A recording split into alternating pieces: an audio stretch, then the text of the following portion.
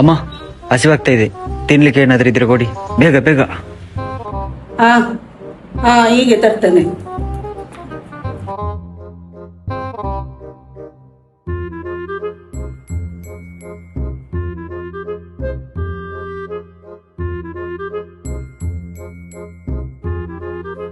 ಅಮ್ಮ, ನೀರು ಕೊಡಿ.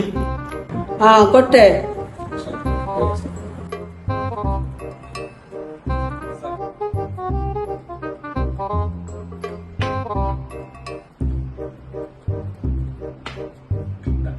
ಮಗ ಕ್ಲಾಸ್ ಹೇಗಿತ್ತು?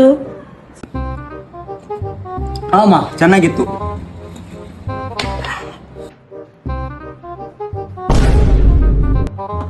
ಮಗ, ಇದು ಯಾಕೆ ಬರುದಿಲ್ಲ ಮಗ?